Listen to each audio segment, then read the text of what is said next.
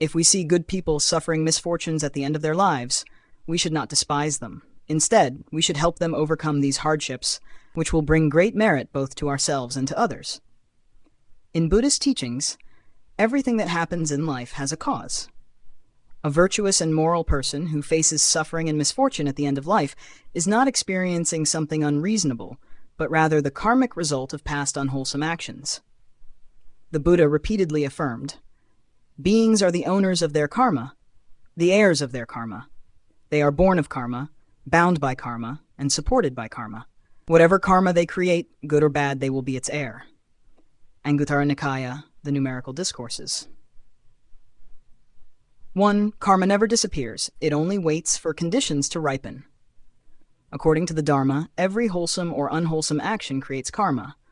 Some karma ripens in this very life, while some ripens in future lives or even after many lifetimes.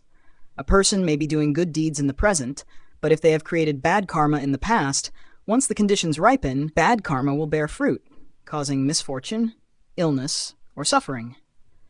However, the good deeds they perform will become blessings for their future life. 2. Stories of repaying karma in the scriptures. In the Samyukta Agama, number 36, the Buddha's illness, it is told that the Buddha once suffered from severe back pain and had to ask Venerable Ananda to recite the Dharma to calm his mind. The cause was that in the distant past, the Buddha had hunted and harmed living beings. Even after attaining Buddhahood, he still had to repay the remainder of that karma. In the Anguttara Nikaya, related to Mahamoggallana, Venerable Mahamoggallana, one of the foremost disciples of the Buddha in psychic powers, had in a past life killed his parents. Because of that karmic residue, even though he had attained arahantship, he was eventually hunted down by heretics and beaten to death. In the Angulimala Sutta, MN 86, Majjhima Nikaya 86, Angulimala was a notorious murderer who terrorized the region. When the Buddha entered the forest where Angulimala was hiding, he intended to kill the Buddha. But through the Buddha's spiritual power, he could not catch up with him no matter how fast he ran. Astonished, he stopped and listened to the Buddha's teaching. In that moment, his cruel mind was transformed. He put down his sword and asked to be ordained as a monk. Later, through practice, Angulimala attained arahantship. Yet, because of his heavy karma of killing, people continued to throw stones at him, injuring his body, though his mind remained serene and liberated. This is clear evidence that even enlightened ones cannot escape the law of karma. 3. Dhammapada, verses 120 to 121. The Buddha taught, "Do not think lightly of evil, saying, 'It will not come to me.' Even a water pot is filled by drops of water. The fool becomes full of evil, even as a pot is filled drop by drop. Do not think lightly of good, saying, 'It will not come to me.' Even a water pot is filled by drops of water. The wise person becomes full of good, even as a pot is filled drop by drop."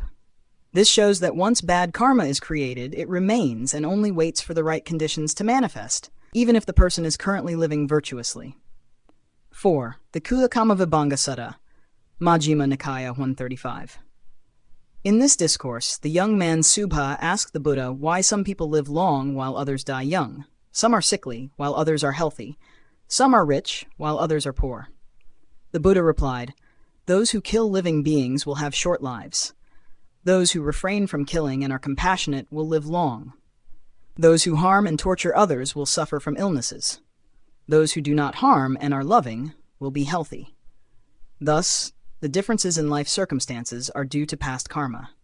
A good person may still face illness and misfortune at the end of life because the bad karma from their past has ripened. 5. Meaning for our lives.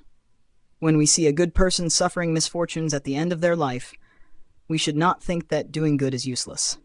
Instead, we must understand they are simply finishing the repayment of old debts. The blessings they have created in the present may not ripen in this life, but will fully manifest in the next life, untainted by past bad karma. This is like a person with many debts. Once they have repaid the bad debts, their accumulated wealth can be fully enjoyed without anyone demanding repayment.